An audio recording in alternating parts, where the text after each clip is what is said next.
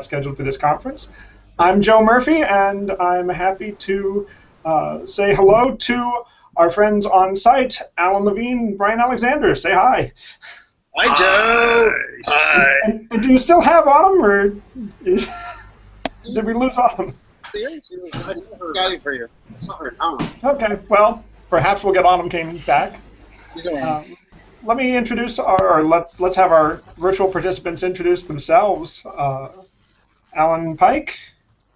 Hi, I'm Alan Pike, coming at you from Atlanta, Georgia, and the Emory Center for Digital Scholarship, where I am the Digital Scholarship Training Coordinator. Hey, Alan.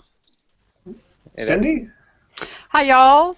I'm Cindy Jennings, the Director of Learning Technologies and wearer of many other hats I won't go into right now at the University of South Carolina, upstate in Spartanburg, the foothills of the Appalachians. Oh, sounds lovely. It is lovely. How far are you from Furman? Oh, 40 minutes. How Furman High from you? Dan? I'm Dan Blickensderfer. I'm from Maine and New Hampshire. I'm currently at the College for America at SNHU, and recently left University of New Hampshire. Hey, man. Hi, New Hampshire. Hey. Julia? Hi, I'm Julia Forsyth. I'm coming to you from Brock University in the very wet Niagara region, Ontario, Canada. Oh, is it frozen yet? Nope, not yet. Not even remotely. Oh, good. And Helen DeWard. I'm in the Aurelia area of central Ontario, and it's a very wet and rainy day here today. I work with Lakehead University Faculty of Ed. We have two Ontarians. Oh my gosh. We have two Woo! Yay! I'm a little scared of this. Mahabi? Hi, Bryan. I'm Maha Bali. I'm here from Cairo, Egypt, which is actually very wet today, where I have been, but not where the other Maha has been. So she'll talk after Terry introduces herself and Leslie. Go ahead. It's good to see you, Maha. Good to see you too. Hi, Bryan. It's Terry Johnson, and from very dry Stockton, California at the University of the Pacific, and I have Leslie Bayers here with me as well. She just joined our team here at the Center for Teaching and Learning. Hey, Leslie. Hey. Maha A? Hello, everybody. My name is Maha Abdelmonem. Talking to you from Maadi, Cairo, Egypt, and it wasn't wet today. Not like Mohammed. But it was cloudy, which was also interesting because we look forward to the winter. At least I do. Well, good for you. If you need more winter, I've got plenty. Send some, please. Okay, let's make it. Great. Well, I wanted to kick us off to talk a little bit. Bryan, you gave a pre-conference yesterday on teaching people how to do futures envisioning. And we'd love to hear about your work, but what I'd really love to know is, as the person teaching that workshop, what did you learn in it? That's always a great question, Joe. And it just always, as usual, shows that you have the deep soul of the teacher to ask that. One of the things I learned is that people have an initial resistance to thinking about the future. That most of us are really primed for thinking about the very short term, and that we are focused largely on routine. I don't mean that in a bad way or as a criticism. It's because this is what we're paid to do, and because the problems we're trying to solve are significant ones. But the flip side of this is once we start thinking about the future, once we get a few cognitive tools or a little bit of practice, then people become energetic and creative. They have many ideas. It makes them rethink higher education and technology and their lives. It's just a real blossoming. I've seen this before, but it's always exciting to see again. So that's one thing I learned. The second is that in educational technology, we tend to really focus on educational technology. So it took a little bit of nudging to get people thinking about other issues that involve and impact education. So that's another thing to learn. Third point is how international educational technology is. How the bulk were there from the United States, but we also had people from that wild country of Canada to the north. We had some people from Norway and from Denmark and from the Low Countries. So it's always good to see the international part. So those are 3 quick learnings. That's great, thanks. Dan, I think you had a question about the keynote? I think that was someone else. Oh, sorry. That's okay. I think I knew that. I just we were talking a little before about they were asking me about that. Oh yeah, that was fun. That was fun. I thought he was going to jump off the stage. I was a little disappointed. I was waiting for it. I was poised there with my camera. Well, because you guys know he was doing that real punk rock thing of using metric. That was a big deal. People in the U.S. One of the things I found interesting was what he described as a good way of organizing people for work is more or less the opposite of what we do in higher education. So he was discussing giving people autonomy to accomplish what they want, so they can work in a meaningful way and pay them enough so they don't have to worry about money. And I was thinking, my God, this is what we used to think about doing when it came to faculty. That was the old model, and now that's gone. I think that the adjunct experience is the exact 180-degree diametrical opposite of what he's describing. And I think about a lot of management techniques that I've seen in support staff, from IT to library to other fields. They're much more of what he's talking about that he thinks is bad. Lots of detailed metrics, lots of benchmarking, lots of incentives as well as punishments. And so I thought, wow, this is he came off as a real ebullient, fun, entertaining guy, but he was really throwing down a big gauntlet to higher education. Yeah, I think it was a huge gauntlet, and I think, like I said before, I think pretty much it was, we're kind of doing it wrong. We're doing it wrong, yeah, and we need to stop. And I want to jump in and say that he is Daniel Pink, is that correct? Yes. Yes. I think I managed to say keynote and not who it was by. Right.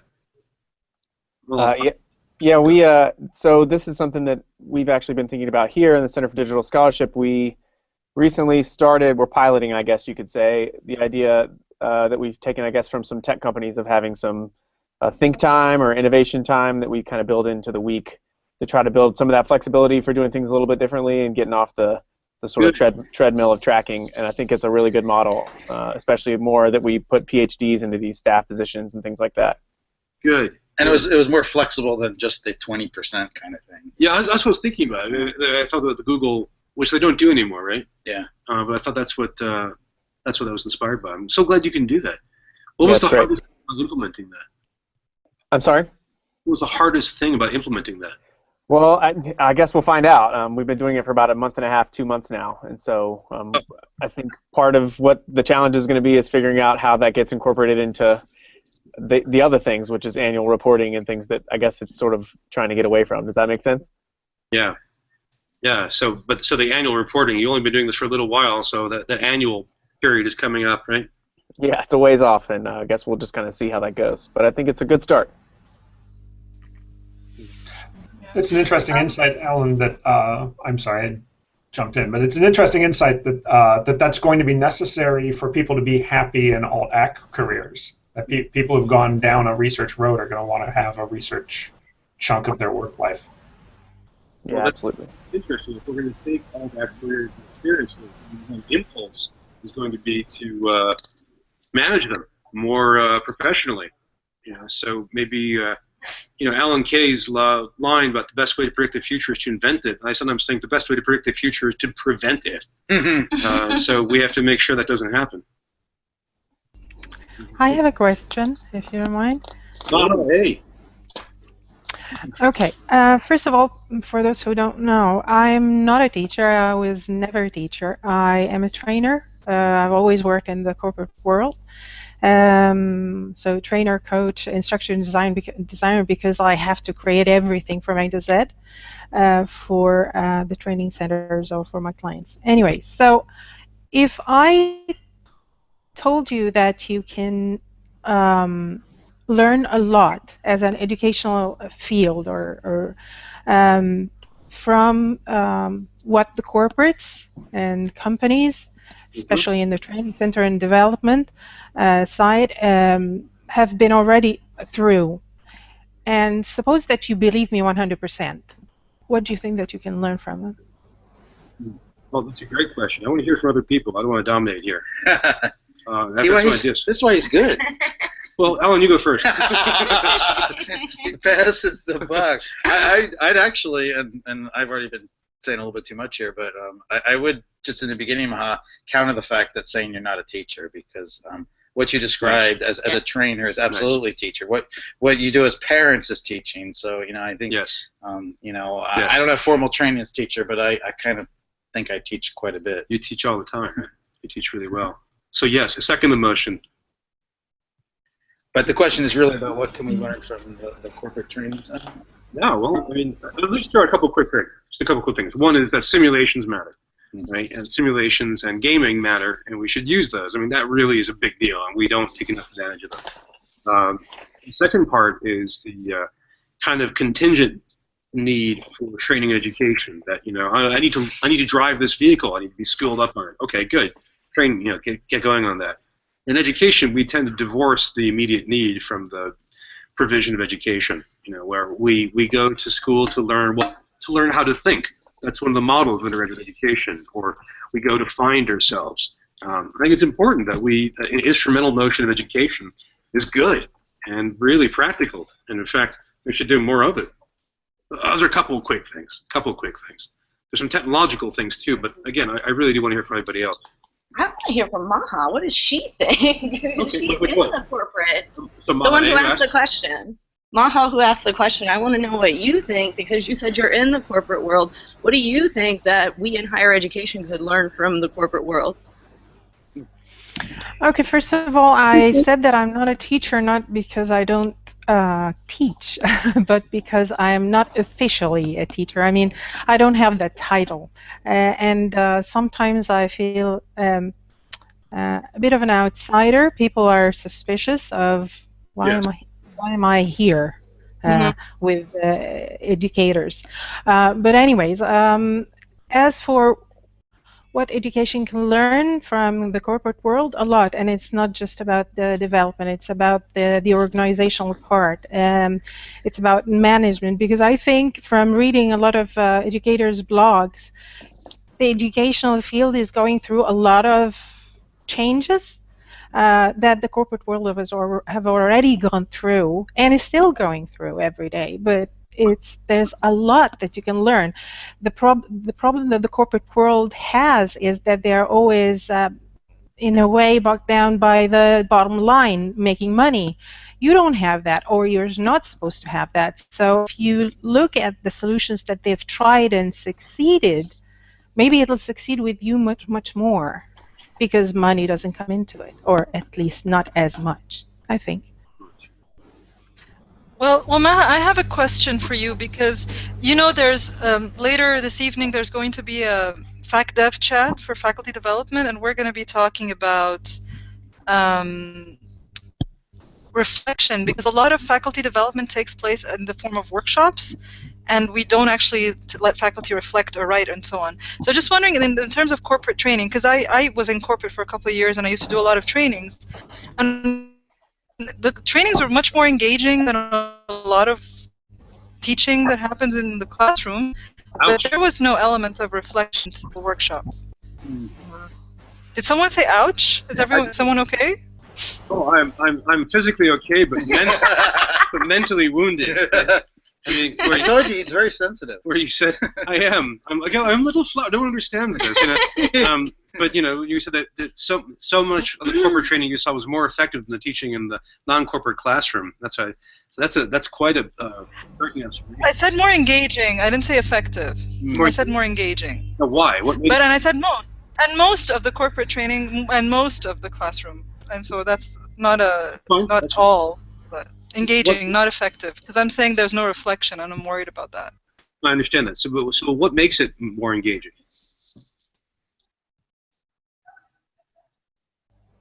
What makes the corporate training more engaging? I mean, I was going to say having Maha do it. I mean, that's a good answer. but that doesn't scale too well. I think there's a lot of it depends. Yeah, I think it depends, and I have to say that it wasn't. I mean, maybe Maha and also I. We are lucky that we worked with organizations where the training was very engaging. But I've seen also places where it's very dull and just routine, and it's not effective at all. However, having said that, the let's say the organizations that perhaps are from the more progressive type and the big ones, the top 500 and so on, their training has been very interactive,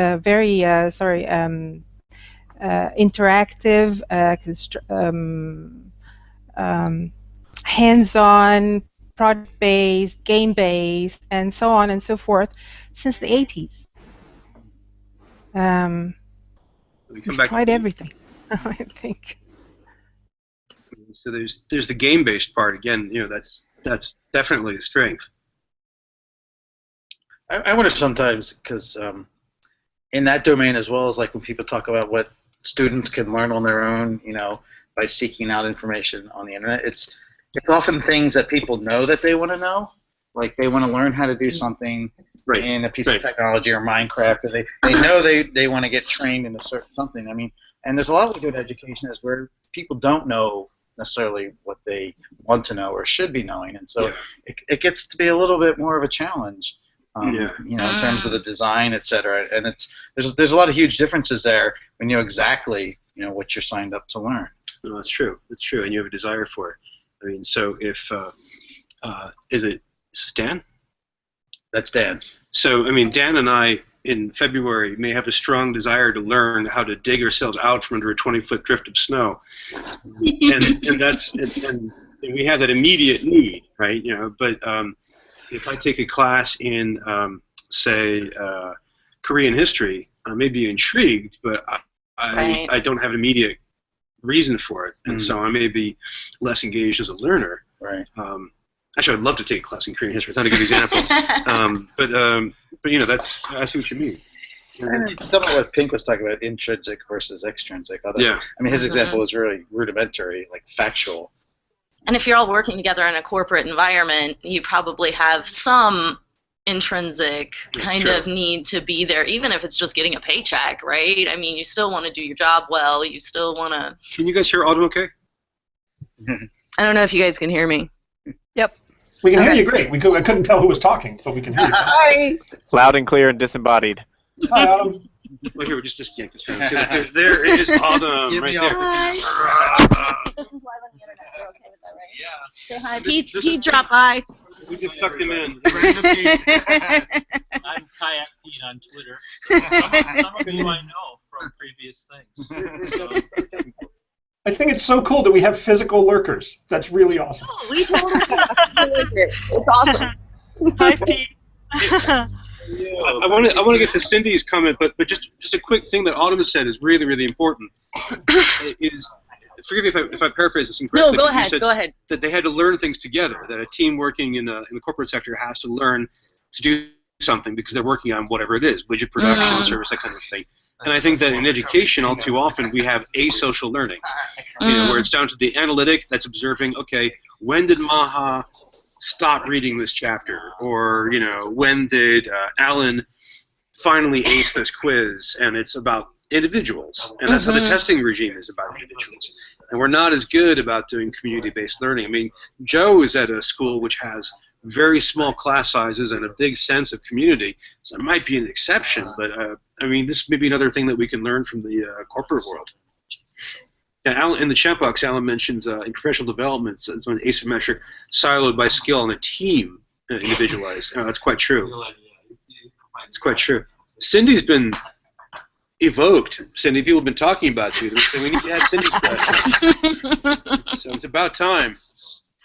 So along the lines of thinking about and writing about and anticipating and inventing the future, whatever, Lots of buzzwords flying through the hashtag channel this morning, and I've been thinking a lot lately about innovation as a thing that we strive for and we aspire to, and we have centers for teaching innovation, and what does that really mean, and what are we really saying when we're looking for something out there in the future that's innovative? And the idea of disruption and disruptive innovations, or innovations that disrupt, those two words alone create a lot of language problems for me, maybe not so much for those who English isn't their first language. But could you just kind of talk about those words and talk about what those words do to us and how they constrain or support and facilitate what we think about the future and what our ideas are, and etc. So yeah. You're really quick about that. Both of those words target practice that's current and says it's insufficient. That if what you were doing was sufficient, we wouldn't be innovating it, or there wouldn't be need to disrupt it. Both those words also assume a kind of fatalism that change will happen, and it's inevitable, and maybe destructive, hence the negative charge in the word disruption. But it will happen. It's kind of force of nature, a step of history. They also have some other presumptions too. Disruption, the destruction that's part of it, it reaches back to what the economist Joseph Schumpeter called creative destruction. You think back. I was using this example yesterday morning. 100 years ago in the United States, if we wanted refrigerated anything, if we wanted cool drinks, what we did was with ice. We had ice houses or ice boxes where you have a slab of ice, often with sawdust, and you use that to keep something cool. In fact, where I come from, we would actually chip giant slabs of ice, sail them in rivers down to schooners in the Atlantic. They would sail down to the hot climates, not as far as Cairo, but as far as Georgia. And that worked really well. In fact, you had the job of the iceman who would have an ice pick and bring you a stab of ice, right, which is great. So we invented refrigerators, and we blew away that industry, and we destroyed it. It was gone, right? And that's sad, but refrigeration grew a much bigger enterprise. I mean, it spawned off sub-industries, and it developed major networks and businesses, very, very powerful. So overall, a net gain. Awesome, great thing. Disruption doesn't always work that way, though. You think about Kodak going under. Let's say it's been replaced by Instagram. Instagram employs maybe 1% the staff of Kodak. I mean, this may be a thing that's happening now with digital technologies. And so one of the things that worries me about disruption is it may be, in the long run, good for consumers, but not so good for the people who actually work, who may be the same. Well, I mean, the same technology that cures cancer is the technology that does the atom bomb, right? Well, the one technology, you mean radiation therapy? Well, I mean, just the science behind both of them is the same area, and then one of them can create something useful, and one of them can create something very harmful, right? Yeah, so that's quite true. And so one way of looking at these, they can cut both ways. So in a sense, let's say we use the DS-106 model, probably the best MOOC structure that's out there, and it can be used to teach a class celebrating intolerance and cruelty, right? That can be done. There are classes like that. I'm sure I took at least one. And so, yeah, it can be used both ways. The printing press is a terrific invention, but it spreads the Twilight books, and my God, I'll never forgive the human race for that. These things really do go both ways. There are very few books worse than 50 Shades, though. Oh yes, that's very bad. That's very bad. But you can't really blame the printing press for that. That's really the ebook. Because when you've got an ebook, people look at it and they say, "Well, what are you reading?" "Oh, I'm reading some literature." It doesn't matter what. You go to the Amazon Kindle bookstore, look at the bestsellers, look at the free books, and you'll get a deep dive into the human psychology that you might not have ever wanted to see. Take a look at dinosaur porn, and you'll understand what I'm talking about. Not making that up. It's a real subgenre. Oh yeah. Oh yeah. I'm going to ruin your Google caches now, and you'll get some great Facebook ads. Pete, can you come closer and join the conversation? You don't have to stand back. Oh, I'm listening. So yeah. His name is Kayak Pete, so we can ask him to explain why he's Kayak Pete. Why is Kayak Pete? When Twitter started, I was into kayaking at the time, and the Twitter handle Pete was used, so I kayak. I bet that was yours. Well, it stuck. I was tweeting at a EDGCAUSE regional conference in Chicago, and a gentleman sitting at the table next to me was also getting into this Twitter thing. This was at the dawn of Twitter, and he was the CIO at Milwaukee at the time. And we became fast friends, and he still calls me Kayak Pete first and foremost to this day. Nice. But yeah, so Twitter, we actually had a huge dialogue. The first Twitter back channel I've ever used was there. And so when I saw that you guys were doing this, having a video conference back channel to the conference, I'm like, oh, I want to see how well this is working. So that's why I stopped by. What do you think? I think it's awesome. Yeah. Yeah. Well, what do you think about this keyword, the disruption and innovation? I love it. I think innovation is a wonderful term. I think innovation is what happens in between work. It's what happens in the downtime. So, you know, Daniel Pink has been talking about this. You know, save 20% of your workday to do nothing, so you can actually innovate. You need that free time. It's a very interesting challenge, and you guys have probably seen the literature on or the reports on Google, which had 20%. They now call it the 120% because people still have 100% of work to do. Right. They just have to add 20% for innovation. Yes. So you have to. How do you support that within your institution? How do you support innovation but still get people to do their work? Well, Martin Weller, do you guys know Martin Weller? He just had he's at Techie. His blog is called At Techie, and he just recently posted something saying how accountability and innovation go against each other. So we're in these neoliberal times where accountability and measurement are just such a big deal in our institutions, and yet we're talking about innovation, and that they don't work very well together because innovation means taking risks and failing, and possibly, Cindy was saying in the chat, it could be scary for people because it could mean disruption, further what's going to happen to them and what's going to happen everywhere, and they don't know what's going to happen.